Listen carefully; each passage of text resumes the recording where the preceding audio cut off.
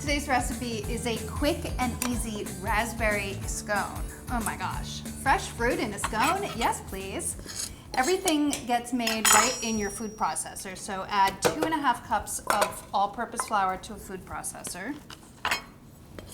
If you don't have one, that's okay. You can also make this by hand, but we like to use them because they're very quick and efficient. So we use them.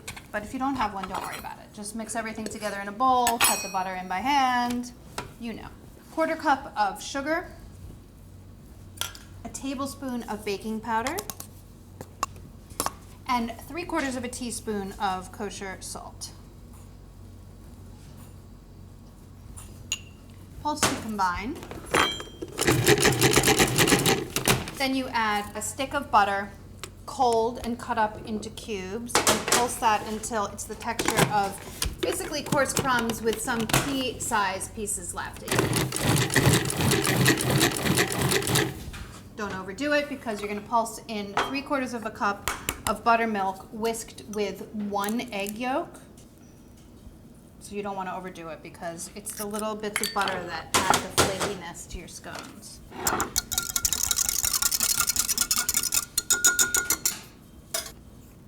Add your wet ingredients and then just pulse to combine and moisten all of your flour. Don't worry about getting it too mixed together because you're going to need it a little bit on the board. So like I said, treat this with delicacy.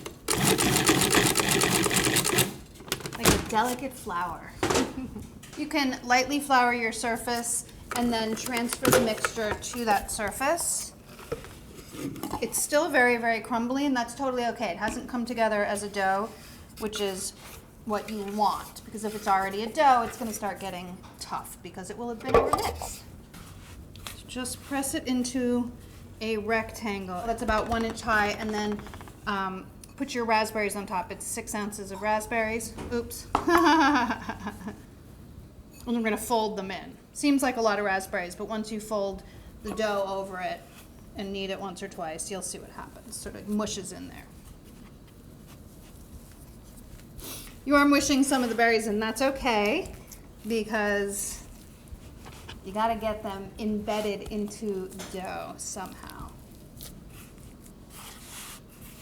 But a lot of them will be left quite intact, which is great with this method. Okay. Some mushed, some whole. Great. Make sure your oven is preheating to 400 degrees. This makes 6 scones, so if you want more, you can definitely and very easily double or triple this. And in fact, if you want blueberry, you can use blueberry or blackberry or whatever berry you want. This makes 6, so I'm just going to sort of cut it down the center. You can scoop it, you can cut it. It's very free form, so I'm just going to use a spoon here.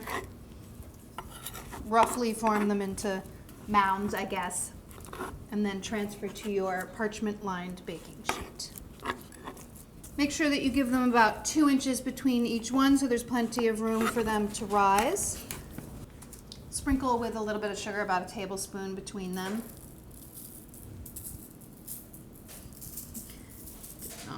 This guy is way too small, so that is not acceptable.